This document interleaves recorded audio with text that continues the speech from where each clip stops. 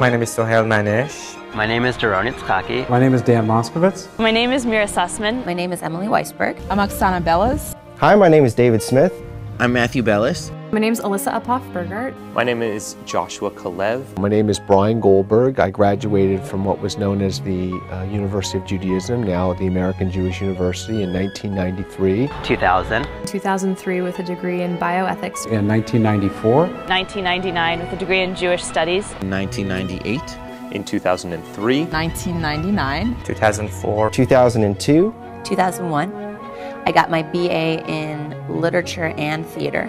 After completion of my studies at the American Jewish University, I attended the University of Southern California, where I received my master's and PhD in political science. Mostly I worked for a nonprofit foundation called the Witt Family Foundation for about 5 years. And following that, I applied to law school. And here I am in front of my law school, the University of Michigan School of Law. So starting 2004, I started pharmacy school at University of California, San Francisco. Then I went on to work for Cedars-Sinai Medical Center's Center for Healthcare Ethics. Today I am a social worker at Jewish Family Services here in Ann Arbor, Michigan. For the last 4 years, I've been the school rabbi of the Brandeis School. And right out of Ziegler, I came here to Mahopac, New York, where I'm currently the rabbi of Temple Beth Shalom. I'm not the Texas governor yet, but I'm proudly an assistant district attorney here in Brazoria County, Texas. For the last 5 years and to the present, I'm the director of operations of Yeshivat Chovei Torah Rabbinical School in New York. And I'm currently a Reform Rabbi at Temple Judea in Tarzana, California. I have so many fond memories. I think my fondest memory of being at the American Jewish University was when we had the dorm Olympics. The first day that I went to Rabbi Giller's Jewish civilizations class, he asked me what my Jewish name was, and being that I'm not Jewish, I don't have one. So I told him it was Joan of Arc, because that's my confirmation name, and it was a great start to a semester. Just thinking about the view out of the cafeteria and looking out at those mountains and seeing them every day and seeing the mountain ranges and the way the colors changed, I miss that a lot. Out there on the veranda overlooking the sculpture garden, that's where I proposed. And I said yes. Yeah, she said yes. Thank God. I think my fondest memory was probably meeting my wife at my very first semester there. I married my best friend from UJ.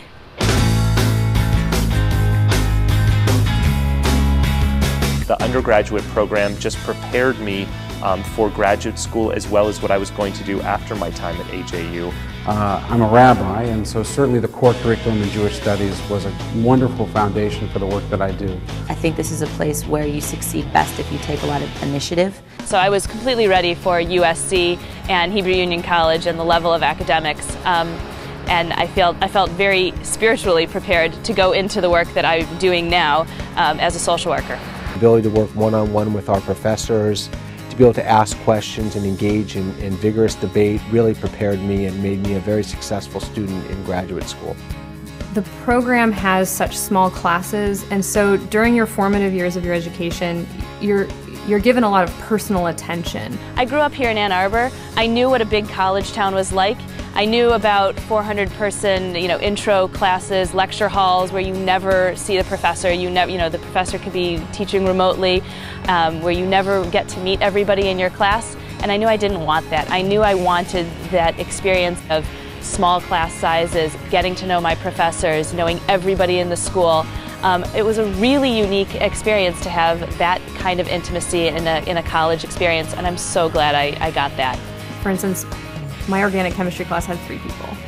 I learned organic chemistry very, very, very well. You have to be an active participant in the learning process. You're not just going to sit there and be talked to. You're not pigeonholed into whatever your major is or whatever your interest is. You get to sort of float and do what you want with your elective classes. You feel that on the day that you graduate, that you look around at your graduating class, and maybe it's only 50 students and not 1,000, but those 50 students have all been through what you've been through, and you've all done it together, and you really feel a sense that it's an achievement for the whole class and not just for you.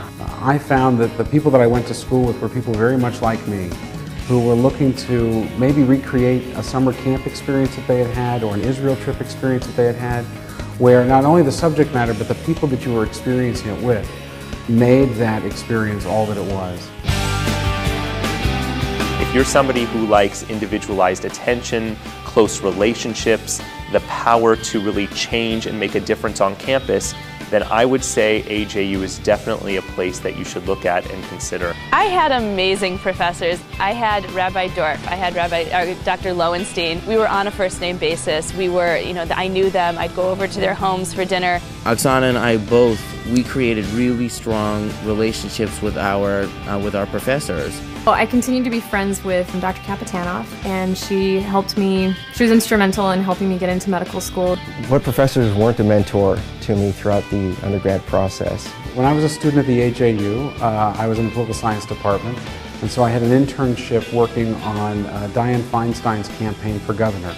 I would say probably the highlight of my time as a member of the Department of Political Science was the internship that Dr. Lois Heck Oppenheim secured for me on Congressman Levine's U.S. Senate campaign in 1992. The program that I was in assigns units for doing research at City-Sinai Medical Center, and I was involved for about a year with this hospital and at the research center.